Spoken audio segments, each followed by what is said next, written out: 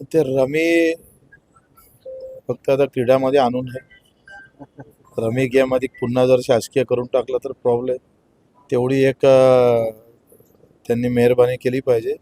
आणि आता रमी त्यांनी बंद केली पाहिजे महाराष्ट्रात.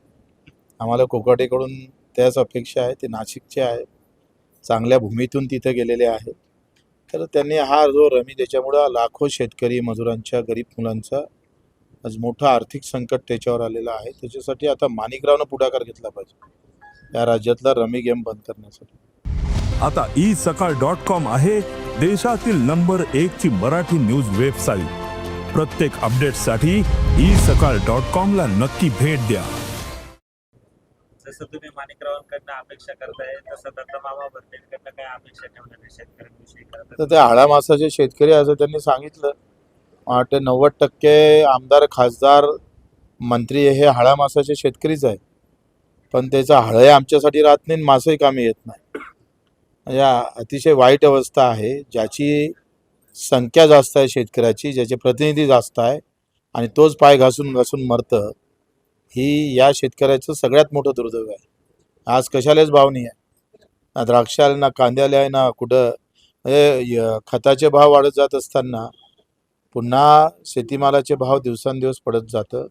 आणि आमचे देवेंद्रजी जे अर्थतज्ञ आहे, राजकारणातले चाणक्य आहे, पण त्यांना शेतकऱ्यामधला एक सैनिक शिपाई होऊ शकले नाही, याचं दुःख आहे. ते म्हणतात दुष्काळ पडला तर मग कर्जमाफी करू. मग आता दुष्काळ पडायसाठी आम्हाला कर्जमाफीसाठी, दुष्काळ पडायसाठी परमेश्वराकडे प्रार्थना करावं लागेल. म्हणून फडणवीस साहेबाला सांगतो, दुष्काळापेक्षा जास्त झळ हे शेतीमालाला भाव भेटत नाही त्याची आहे. भेटणारे हमीभाव बरोबर आहे का? मग हमीभाव भेटले तर तुम्ही किती खरेदी करता हे एकदा तपासा. जेवढा दुष्काळानं मरत नाही त्याच्यानं कमी भावानं शेतकरी मरत आहे. ते त्याच्या कधी लक्षात येईल त्याची वाट पाहतोय. कर्जमाफीच्या मुद्द्यावरून आता पुन्हा एकदा तुम्ही नव्याने झालेल्या कृषी मंत्र्यांकडे पुन्हा भेट घेऊन त्या संदर्भात काही चर्चा. कृषी मंत्र्याच्या हाती काय? कृषी मंत्री आखरी हे सगळे मंत्री त्या पक्षाचे बावलेच आहे. त्यांच्या हाती काय? धम्मा काय तर करून दाखवा म्हणा, एकटा सांगा होते ना. भरण्याला आवाहन करतो आणि बाकीचे जे शेतकऱ्याचे पोरं मंत्री आहेत त्यांना आवाहन करतो. या आमदारांच्या हाती तरी काय? हे सगळे पक्षाचे गुलाम आहे. हे पक्ष उठ म्हणून तर उठणार, बस म्हणून तर बसणार. यांची जे स्थिती आहे ना, हे अशीच आहे. हे शेतकऱ्यांचे मतं असतात हे विसरून गेले. शेतकरी शेतमजूर मतदान करतं हे विसरून गेले, कारण पक्षाचा झेंडा महत्वाचा आहे. पक्षाची तिकीट भेटली म्हणजे सहज आमदार होतं. ह्याच्या भावना ह्या शेतकऱ्यांनी त्यांच्या डोक्यातून काढल्या पाहिजे. काय होतंय आता, पक्षाची तिकीट मागायची जे रांग लागतं त्याचं कारण असं आहे का आमचे नेते पक्षाचे गुलाम झाले. आता अर्धा मतदार आहे गुलाम झाला, आणि गुलामीतली आहे अवस्था. ही कुठं लोकशाही आहे? हुकुमशहाचीच व्यवस्था आहे.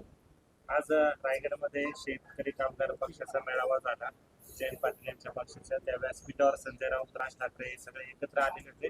मात्र राज ठाकरे पुन्हा एकदा मराठीच्या मुद्द्यावरून आक्रमक होताना दिसले. अमित शहा आणि पंतप्रधान नरेंद्र मोदी यांच्यावर देखील त्यांनी टीकेची जोडी केलेली आहे. एकूणच गुजरातमध्ये हिंदी सक्ती केली जात नाही, मात्र महाराष्ट्रामध्ये हिंदी सक्तीचा निर्णय लागताय. त्या मुद्द्यावरून पुन्हा एकदा ते आक्रमक झालेले. आपण कसं बघतायचे? प्रश्न सक्तीचा नाही आहे, प्रश्न त्या मराठीच्या व्यवस्थेचा आहे. आणि ती व्यवस्था सुधारावी एवढंच त्याचं आहे. ते दिसाले जरी सक्ती असली तर ती व्यवस्था आहे. आणि आम्ही तर त्या वादात पडत नाही. म्हणजे कोण मुस्लिम, कोण हिंदू, कोण ओबीसी, कोण मराठा. आमचं म्हणणं आहे का आम्ही सगळे शेतकरी शेतमजूर आहोत. आम्ही कष्ट करणारी समाज आहे आमचा. तो सगळ्या जाती धर्मात आहे. तो मराठी आहे आणि तो हिंदी आहे. शेतकरी म्हणून जर वाचला तर मराठी असणाऱ्या शेतकऱ्याचा फायदा होईल आणि हिंदी असणाऱ्या शेतकऱ्याचा फायदा होईल. आखरी कष्ट जे आहे हे दुःख आहे, ज्या की आम्ही पाहिजे यातना आहे. आणि हे कष्ट सगळे असताना त्याच्याच माथी का कष्ट यातना येतं, दुःख का त्याच्या माथी येतं? आज काम करणारा कंपनीतला कामगार असू दे, किंवा शेतात काम करणारा आमचा शेतकरी आणि मजूर असू दे, किंवा तो मेंढपाळ मच्छीमार असू दे, हे जे कष्टकरी आहे हे मराठीच आहे. पण मराठी म्हणूनही त्याला न्याय भेटत नाही, याचं काय?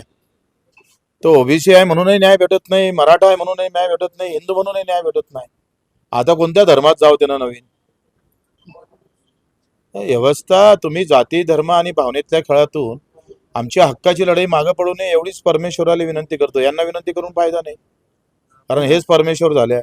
शिक्षकांचा बिराट मोर्चा आहे, त्या मोर्चाला तुम्ही विजिट देणार आहे. तर या आधी अनेक लोक पक्षांनी त्यांना पाठिंबा दिला, मात्र 25 दिवस झाले त्यांचा काही निकाल लागत नाही. एका इकडे गुरु मनाचा आहे आणि गुरुच उपाशी आहे. खरं तर RSSची परंपरा गुरुवार्याची आहे, गुरुची आहे. आणि गुरुचे असे हाल आहे का तो 6 महिने नोकरी करावं लागतं, 6 वर्ष तोपर्यंत शिक्षण सेवक असतं. मग तो शिक्षक होतं, शिक्षक झालं तर विनाअनुदानित असतं, विनाअनुदानित असलं तर अंशतः अनुदानित असतं. म्हणजे एवढे बेकार हाल आहे. आता शिक्षकाचे प्रकार 10 आहे, शाळेचे प्रकार 11 आहे. हे तुम्ही या देशामध्ये 75व्या वर्षामध्ये धड चांगलं शिक्षण आणि एका छताखाली एका छत्रीखाली शिक्षण आणू शकलं नाही. याच्यासारखे करंट आहे 50-100 वर्षात जे भेटले असन, एवढी वाईट अवस्था हो.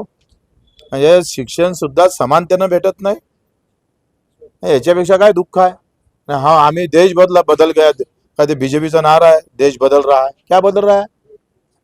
आमच्या गव्हर्नमेंटच्या शाळा खाली होत चालला, या बदल रहा है का देश? हा बदलत आहे. लाज नाही वाटत का साल्यांना तुम्हाला?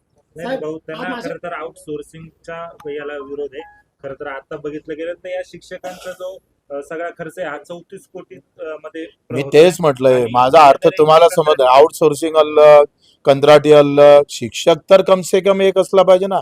मग आउटसोर्सिंग मध्ये तलाठी घ्या, आउटसोर्सिंग मध्ये कलेक्टर घ्या, आउटसोर्सिंग मध्ये मंत्री घ्या, मुख्यमंत्री एक आउटसोर्सिंगचा असू द्या. काय हरकत आहे? ही काय पद्धत आहे? आपण कायदा काय म्हटलाय, कामगार कायदा काय म्हणतं, कंत्राटदार कुठं नेमता येतं, कंत्राटी कामगार कुठं नेमता येतं. सर त्याच्यात काय म्हटलंय का जे नियमित स्वरूपाचं काम असेल आणि अखंड स्वरूपाचं काम असेल तिथं तुम्हाला नियमित कंत्राट कामगार नेमता येणार नाही. मग आता शिक्षण हे नियमित काम नाही आहे. ते 4 दिवस सुट्टी 2 दिवस शाळा असं आहे का? कुठे गेला कायदा तुमचा? सगळे नालायक आहे आणि झेंड्याच्या नावाखाली यायचं सगळं चालू आहे. दोन्ही इकडे, एका इकडे हिरवा, दुसऱ्या इकडे निळा, चौथ्या इकडे भगवा. दुसरा कोणतं राहिलं शिल्लक? कायदा तोडवाचा आणि झेंडा घेतल्यानंतर आमचं कोणीच वाईट करू शकत नाही. ह्या ज्या भावना ह्या देशाला खोकला करत आहे. साहेब, नाशिकमध्ये अंबड आणि एमआयडीसी मध्ये 130 कंपन्यांनी अनधिकृत अतिक्रमण केले आहे. संतोष शर्मा वारंवार त्यांची पाठपुरावा करते, मात्र त्याला यश मिळत नाही. कंपनीचं अतिक्रमण निघान का हो? कंपनीचं सरकार आहे ना, अतिक्रमण कसं निघान? हा, तुमचं अतिक्रमण पानटपरीचं निघू शकते, गोरगरीब राहणाऱ्याचं अतिक्रमण निघू शकतं आणि कंपनीचं अतिक्रमण निघणार या राज्यामध्ये, देशामध्ये. ते तर उलट अधिक जागा मागणार तुम्हाला, अथोराईज करून घेईन. माल भेटते ना तिकून, पैसे नाही भेटत. कोणाची अवकात आहे का? कोणी साला मर्द शिल्लक आहे का असा सरकारमध्ये?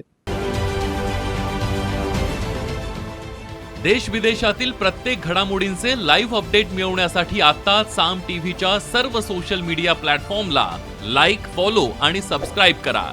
तसंच सर्व नोटिफिकेशनसाठी बेल आयकॉन प्रेस करायला विसरू नका.